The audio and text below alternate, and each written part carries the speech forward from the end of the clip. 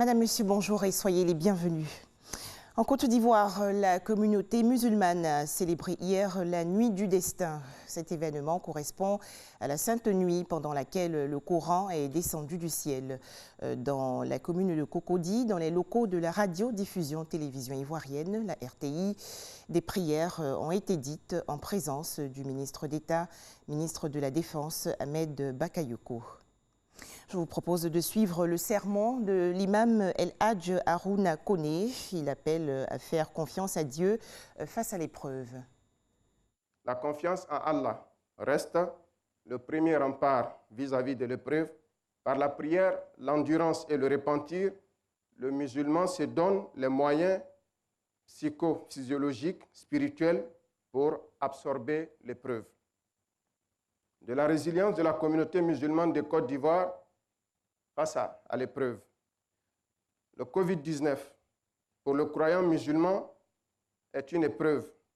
Oui, parce qu'il a bouleversé nos habitudes humaines et spirituelles, modifié nos interactions humaines, fermé nos mosquées, limité même notre liberté d'aller et de venir.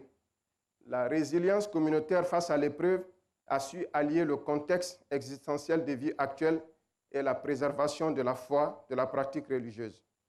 La mise en place d'un comité de veille, l'adaptation communautaire des décisions du gouvernement, la discipline des comités de gestion des mosquées et des fidèles musulmans ont constitué la source et l'expression de la confiance en Allah, de la patience et la prière que le croyant doit avoir pour surmonter l'épreuve.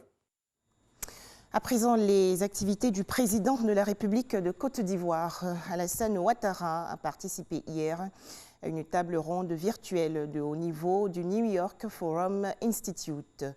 Thème retenu pour une Afrique résiliente qu'elle voit tracer. Il s'agissait d'exposer les actions individuelles et collectives des pays africains dans la lutte contre la pandémie de coronavirus et de lancer un appel en faveur d'une nouvelle gouvernance mondiale.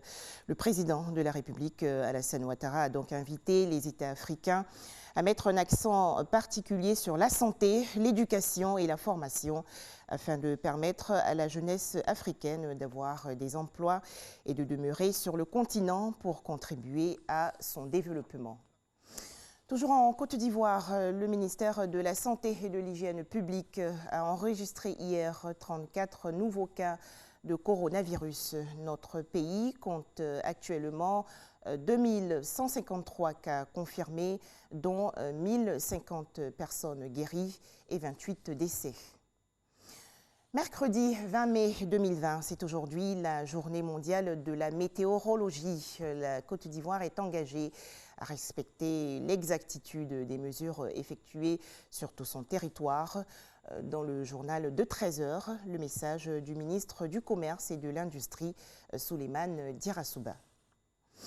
L'actualité hors de chez nous. Au Burundi, plus de 5 millions d'électeurs sont aujourd'hui appelés aux urnes pour le premier tour d'une élection présidentielle sans le sortant Pierre Nkurunziza. Le chef de l'État burundais sortant au pouvoir depuis 2005 a choisi de ne pas briguer un nouveau mandat. 7 candidats sont en lice. Enfin, direction Paris, la capitale française, où 4 jours après son arrestation, l'homme d'affaires rwandais Félicien Kabuga, financier présumé du génocide des populations Tutsi, a été hier présenté au parquet général. Félicien Kabuga va comparaître aujourd'hui devant la chambre de l'instruction, mais à la demande de son avocat, maître Emmanuel Altit, l'audience devrait être renvoyée à mercredi prochain, mercredi 27 mai 2020. Merci de nous avoir suivis. 13h, le journal.